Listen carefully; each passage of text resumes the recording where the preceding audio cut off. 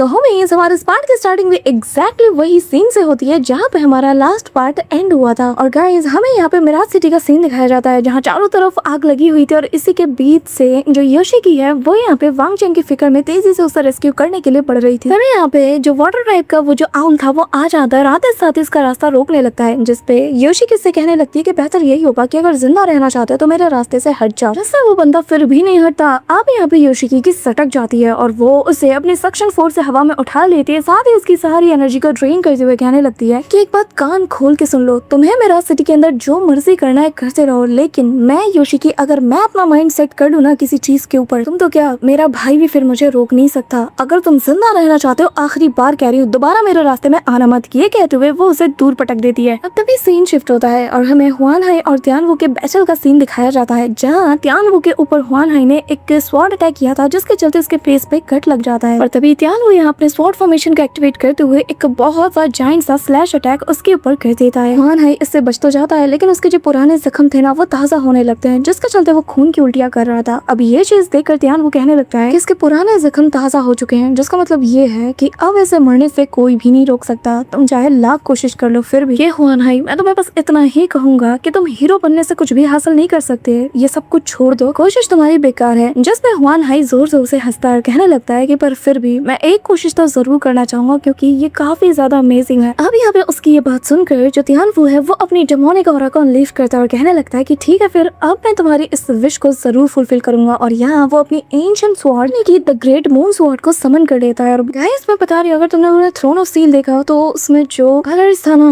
उसका वो याद है तुम्हें, जो अपना वो ब्लेड यूज करता था उसका भी मून शेप का ब्लेड था। मतलब उसके बाद अगर सेकंड किसी का ब्लेड मुझे पसंद आया तो भाई इसी बंदे का है। तो यहाँ वो अपने मून ब्लेड को समन करते साथ ही हुआन हाई के ऊपर हमला कर देता है। हुआन हाई अपने स्वॉर्ड से उस मून ब्लेड को रोकने की कोशिश करते हैं लेकिन उसका इम्पैक्ट इतना ज्यादा था कि हुआन हाई को भी पीछे हटने पे मजबूर कर देता है। तभी यहाँ त्यानवू आते साथ ही उसके ऊपर हमला करता है लेकिन हुआन हाई अपने हाथ से उस अटैक को रोकने की कोशिश करते हैं लेकिन इम्पैक्ट का क्या होगा जिसके चलते वो काफी दूर जा गिरते हैं। तभी यहाँ पे वो अपने स्वॉर्ड की ऑरा को रिलीज करते हुए स्पेस में क्रैक कर देता है। अब यहाँ पे उस एंशिएंट स्वॉर्ड को देखते साथ ही ना तो जो अपना हुआन हाई है वो बताने लगता है कि इस स्वॉर्ड को तुम्हारे हाथ में देखकर ना मुझे बहुत बुरा लग रहा है। इस दौरान स्पेस के अंदर जिसने क्रैक किया था ना वहाँ से एक पोर्टल ओपन होता है जो कि एक ऐसे रियलम का पोर्टल था जिसके अंदर से एक एक करके जो डेमोनिक बीस्ट है ना वो बाहर आने लगते हैं। अब यहाँ पे जो पहला डेमोनिक बीस्ट आता है वो आते साथ ही हुआन हाई के ऊपर हमला कर देता है। अब हुआन हाई इससे डील कर ही रहा था कि त्यानवू इमीडिएटली एक पे एक फ्री वाला ऑफर अप्लाई कर देता है व्हिच मींस कि दूसरा बीस्ट भी आते साथ ही उसके ऊपर टूट पड़ता है। अब यहाँ हुआन हाई के लिए ना सिचुएशन थोड़ी सी टाइट हो जाती है क्योंकि ऐसी सिचुएशन जब वो हेवीली इंजर्ड हो अंदर से ऐसे सिचुएशन में दो पावरफुल बीस्ट से डील कर पाना बहुत ही ज्यादा मुश्किल है। बट सडनली यहाँ पे जैसे दूसरा बीस्ट उसके ऊपर हमला करता है ना तो वो अपने आसपास एक एनर्जी बॉल से खुद को कवर कर लेता है। अब यहाँ ये जो दो बीस्ट थे ये तो भाई इसे डॉज बॉल की तरह खेलना शुरू कर देते हैं और ये से मारता है दूसरी बार वो, और भाई इनके बीच कैच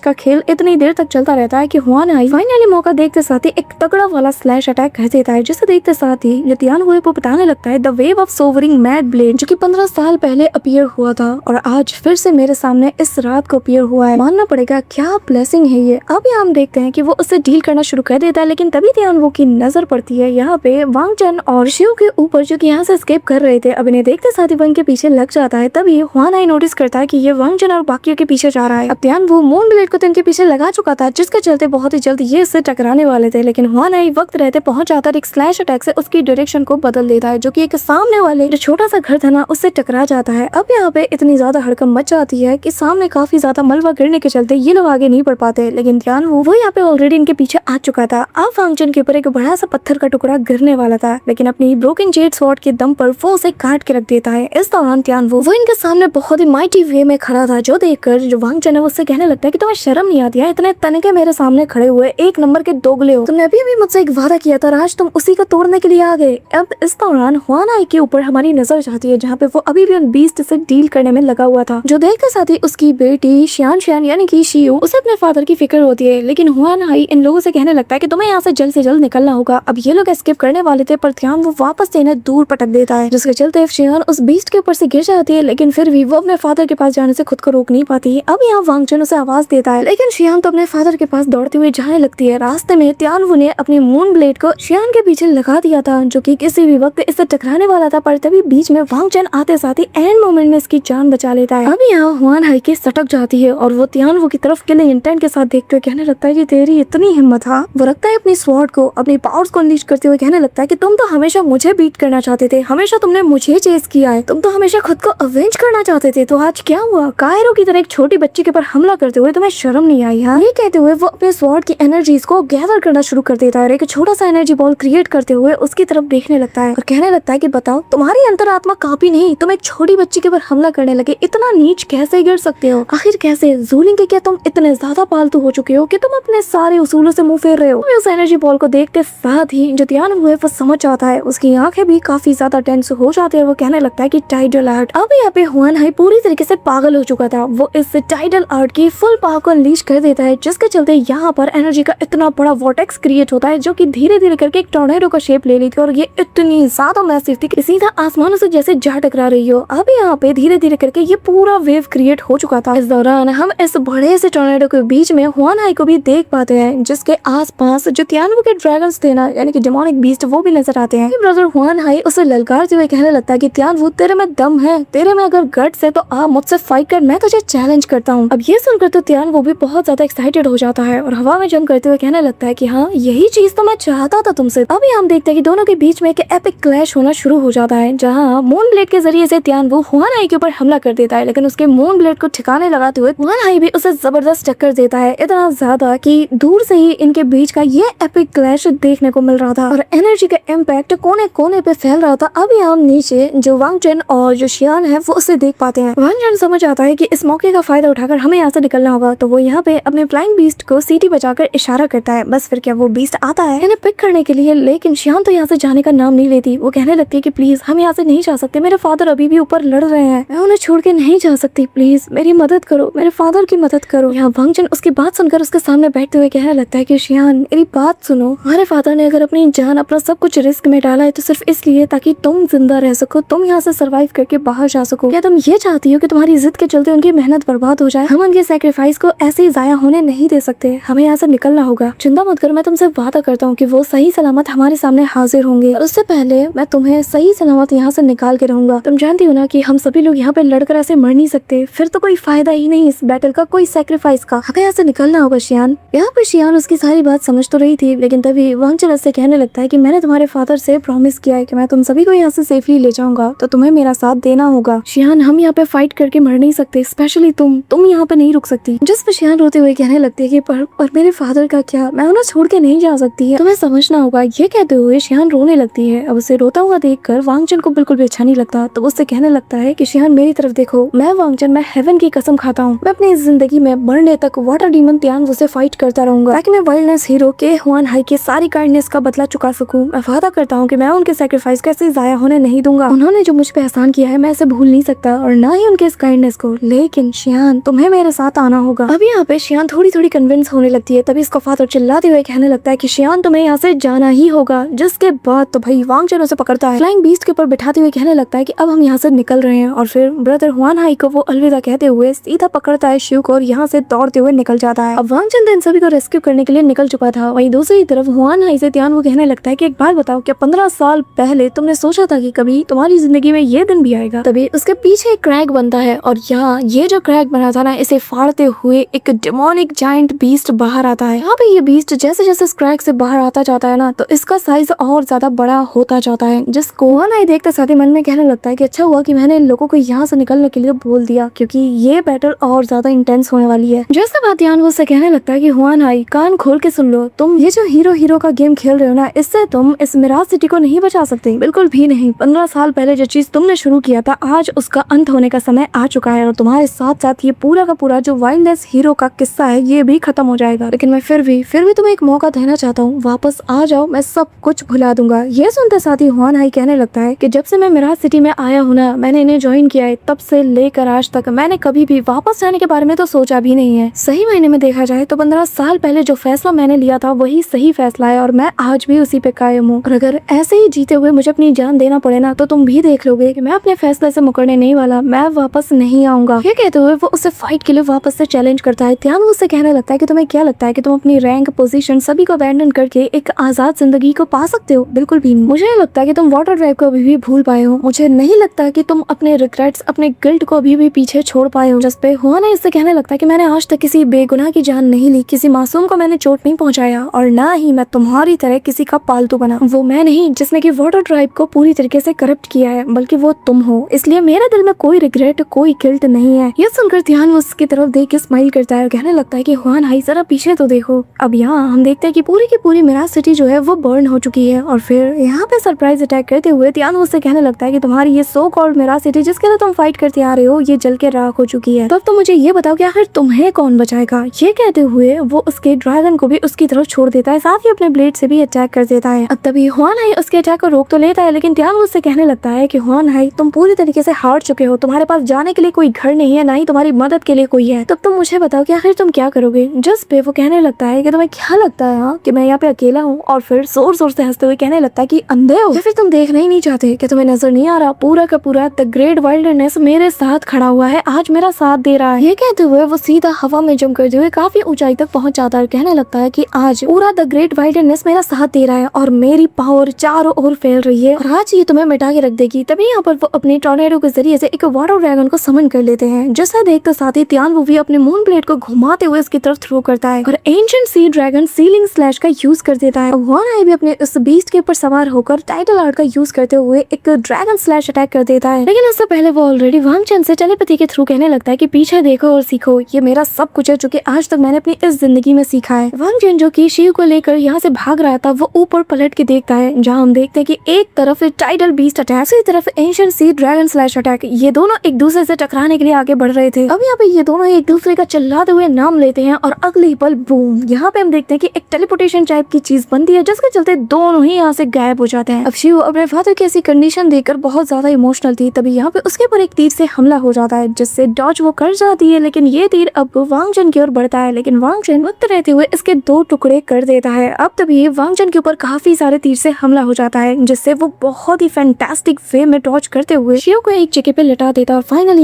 ये सारे तीर के अटैक खत्म हो जाते हैं। अब यहाँ पे शिव को भी धीरे से होश आ जाता है, जिसे देखकर साथ ही वांग चेन भी उसके पास चला जाता है, लेकिन जैसे ही उसे होश आता है इसका पहला सवाल यही था कि आखिर हम कहाँ पर है, क्योंकि ये पूरी जगह जो कि उसका घर हुआ करता था ये पूरी तरीके से जल के राख हो चुकी है। और तभी वो खुद को लड़खड़ाते हुए संभालने की कोशिश करता है और कहने लगता है कि वांग चेन क्यों, आखिर ऐसा हमारे साथ क्यों हुआ। वांग चेन बताने लगता है कि माफ करना, असल में शायद हम लोग कुछ ज्यादा ही वीक हैं, या फिर मैं ये कहूँ कि मैं बहुत ज्यादा कमजोर हूँ। अब तभी शिव का मानसिक संतुलन थोड़ा सा बिगड़ जाता है। वो कहने लगता है कि क्यों, तुमने मुझे फिर क्यों बचाया, बेहतर होता कि मैं भी मर जाता ताकि मुझे ये सब कुछ झेलना तो ना पड़ता। वांग चेन उसे कहने लगता है कि नहीं, जब तक हम जिंदा है तब तक। तभी यहाँ पे शिव घुमा के उसे एक थप्पड़ जड़ता है और कहने लगता है कि तुम क्या चाहते हो, मैं एक भगोड़े की तरह यहाँ से मुंह उठा के भाग जाऊं और डरपोकों की तरह जिंदगी जीता रहूं। हाँ, कब आएगी वो जिंदगी, कब आएगा वो दिन जब मैं बदला लूंगा। यहाँ पे वांग चेन जब आसपास के नजारे को देखता है ना, तो उसे ये लग रहा था कि एक मैसेंजर होने के नाते ये सब कुछ उसकी ड्यूटी है कि वो इन सब को प्रोटेक्ट करे, लेकिन वो तो यहाँ पे खुद तक को बचा नहीं सकता, ये सब कुछ उसकी गलती है, ऐसा उसे फील होता है। तभी यहाँ पे शिव उठाता है अपनी स्वॉर्ड को और ऐसे ही दौड़ते हुए उनकी ओर जाने लगता है, कहने लगता है कि मैं इन सबको ना चुन चुन के मारूंगा, मैं ऐसे ही भागने नहीं वाला। पर तभी ज्यादा इंजर्ड होने के चलते वो वहीं पे लड़खड़ा के गिर जाता है। इस दौरान सामने से काफी सारे वाटर टाइप के लोग इन लोगों को मसलने के लिए आ रहे थे। यहाँ पे वांग चेन भी देख के समझ नहीं पा रहा था कि ऐसी सिचुएशन में वो करे तो करे क्या, चारों ओर से ये घिर चुके हैं। यहाँ पे वांग चेन खुद को इस कदर बेबस पाता है कि वो दर्द के मारे चिल्ला उठता है, निकालता है वो फिर अपनी उस ब्रोकन जेट स्वॉर्ड को और यहाँ रास्ते में जो भी आता है उसे स्ले करते हुए आगे बढ़ने लगता है। इस दौरान हमें उसके आंसू दिखाए जाते हैं, मतलब कि बेचारे के ऊपर कितना कुछ गुजर है। हरफन मौला मिजाज वाला ये कैरेक्टर अचानक से एक दिन डिवाइन मैसेंजर से टकराता है, फिर वो उसके लिए क्या कुछ नहीं करते हैं, उसके ऊपर इतनी बड़ी जिम्मेदारी सौंप जाते हैं और ये बेचारा जो कि अपने पावर्स को भी ठीक ठाक तरीके से यूज नहीं कर पा रहा है, वो क्या ही कर सकता है। तो सबको बचाना चाहता है, पूरी बाजी पलट के रखना चाहता है, लेकिन उसके पास वो ताकत ही नहीं। जब इंसान के बाजू से ज्यादा हौसलों में दम होना, तो फिर वो खुद को बहुत ज्यादा बेबस समझता है और इसी बेबसी का शिकार इस वक्त वांग चेन हो चुका था और वो अपने रास्ते में आने वाले सभी को बस रोते हुए उनके ऊपर हमला करना शुरू कर देता है। लेकिन बेचारा लड़ते लड़ते बहुत ज्यादा थक चुका था, इतना ज्यादा कि घुटनों के बल आ चुका था। पर तभी तीर की एक बौछार सीधा इसकी ओर बढ़ती है। वांग चेन की हिम्मत जवाब दे चुकी थी, वो जानता है कि वो कितना लड़े और कब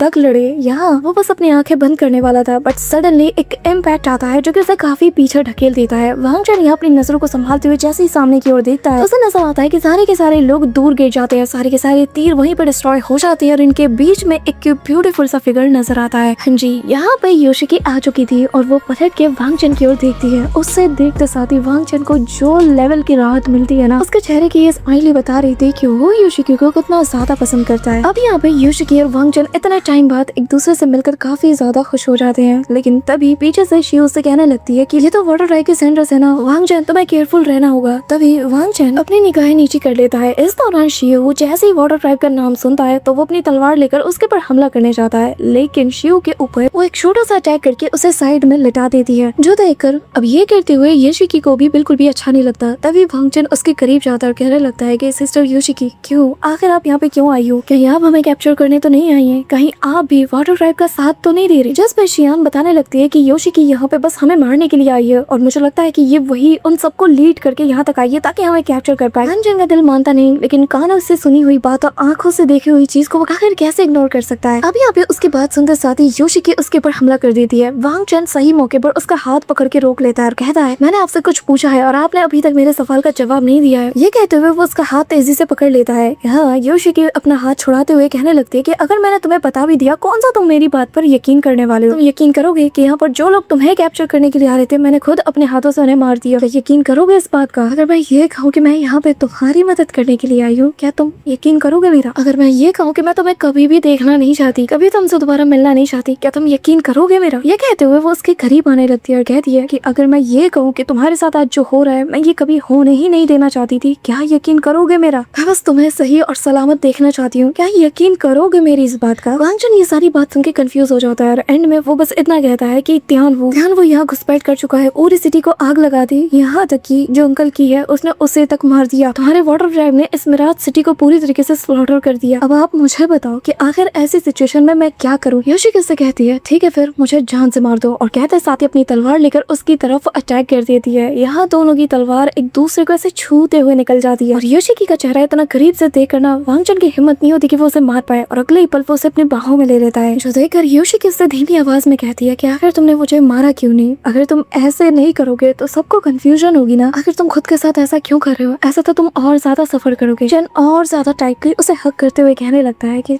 आपने जो कुछ भी कहा मुझे उस सब पे यकीन है। जो सुनकर तो योशिकी भी खुद शॉक्ड हो जाती है। तभी वांग चैन उसके दोनों हाथों को पकड़ते हुए कहने लगता है कि जब तक आप अपनी जुबान से कहती रहोगी तब तक मैं आपकी कही हर बात पे यकीन करूंगा। यहाँ पे योशिकी का चेहरा देखने लायक था, ऐसे शर्माते हुए लाल टमाटर बन जाती है कि वो उससे कुछ और कह भी नहीं पाती, बस इतना पूछती है कि आखिर इतना यकीन क्यों? ये सुनकर तो वो उसका सिर पकड़ते हुए वापस से उसे हक कर लेता है और कहता है कि क्योंकि मुझे डर है कि शायद आप भी बहुत ही जल्द गायब हो जाओगी, मुझसे दूर हो जाओगी। अब योशिकी अपने प्यार के मुंह से ये सारी बातें सुनकर ना खुद को होल्ड नहीं कर पाती है। इतनी ज्यादा वो इमोशनल हो जाती है कि उसका आंसू जैसे उसके हाथ पे गिरता है, इसके जरिए से वो एक पर्ल नेकलेस बना देती है और सीधा वांग चैन के गले में इसे डालते हुए अपने दोनों हाथों को उसके कंधे के पीछे ले जाती है। उसके आंखों में आंखें डालते हुए कहने लगती है कि ये आखिरी आंसू का कतरा है जो आज मैंने तुम्हारे लिए बहाया है, और आज से अगर तुम इसे हमेशा दिन और रात अपने दिल से लगाए रखोगे ना, इसे पहने रहोगे, तो मैं इतनी ज्यादा खुश होंगी कि तुम इमेजिन भी नहीं कर सकते। अब योशिकी थोड़ी सी उदास हो जाती है और अगले ही पल वांग चैन को पुश करते हुए उससे दूर जाने लगती है और वांग चैन तो उसका हाथ पकड़ के उसे अपनी ओर पुल करता है, जिसके बाद वो उसे किस कर देता है और ये इन दोनों का for the first time officially किस है, जिससे कि इन लोगों ने अपनी मर्जी से किया था। यहाँ दोनों को वो पल याद आता है जब दोनों एक दूसरे से फॉर द फर्स्ट टाइम मिले थे। वांग चैन को याद आता है कि कैसे वो इंसान है जिसके लिए उसने अपनी जान की बाजी तक लगा दी थी, जबकि ये उसके दुश्मन थे और ये बस उसने अपने दिल के कहने पे किया था। साथ ही योशिकी को भी इनके बीच बिताए गए वो सारे क्वालिटी मोमेंट्स याद आते हैं। इसी के साथ दोनों अब अपनी आंखें खोलते हैं और योशिकी उससे दूर जाते हुए कहने लगते हैं कि अब जल्दी करो, क्योंकि जो आखिरी बोट बची है ना यहाँ से बाहर जाने का, उसे मैंने तुम्हारे लिए संभाल के रखा है और बहुत ही जल्द वो यहाँ से निकल जाएगी, तो मैं नहीं चाहती कि तुम लेट हो जाओ। जिसके बाद वो वांग चैन को हल्का सा पुश करते हुए उसे और उसके दोस्तों को सीधा उस बोट में बिठा देती है। अब वांग चैन ये देख के हैरान था, लेकिन जाने से पहले उससे बस इतना कहता कि मैं वादा करता हूँ आज तो मैं यहाँ से जा रहा हूँ, लेकिन इसलिए ताकि मैं एक दिन यहाँ पे वापस आ सकूँ। आज त्यानवो ने वाटर ड्राइव को लीड किया ताकि वो मिराज सिटी को स्लॉटर कर पाए, तो आज इन लहरों को गवाह बनने दो कि मैं वांग चैन एक दिन त्यानवो को मजबूर कर दूंगा और जो उसने आज किया है इसका सूद समेत बदला जरूर लूंगा। उसके बाद वो गहरी सांस लेते हुए चिल्लाते हुए कहता है कि मिस योशिकी एक बात याद रखना कि जब वो दिन आएगा ना तो तब मुझे कोई भी नहीं रोक सकता आपको अपने साथ ले जाने से, ये बात याद रखना। ये बात वो काफी चिल्लाते हुए कहता है ताकि मिस योशिकी के कानों में ये बात अच्छे से बैठ जाए। अब वो जब ये सुनती है ना तो थोड़ी देर के लिए वो शॉक्ड थी और फिर स्माइल करती है। इस दौरान वांग चैन की बोट काफी दूर चली जाती है और तभी योशिकी अपने मन में कहती है कि उम्मीद करती हूँ कि वो दिन जल्दी आए। इसी के साथ वांग चैन और उसके दोस्तों की बोट यहाँ से मिराज सिटी को छोड़कर काफी दूर निकल जाती है और इसी फैंटास्टिक के सीन के साथ हमारा आज का ये एपिसोड यहीं पे एंड होता है। अब गाइस नेक्स्ट एपिसोड से ही वांग चैन की नई जर्नी की शुरुआत होगी, जिसे देखने में बड़ा मजा आने वाला है। पर इससे पहले मेक श्योर कि तुम वीडियो को लाइक करके चैनल को सब्सक्राइब जरूर कर रहे हो। मिलती हूँ मैं तुमसे नेक्स्ट वीडियो नेक्स्ट कहानी के साथ, प्रोबेबली स्वॉलोड स्टार के साथ। तब तक के लिए बाय।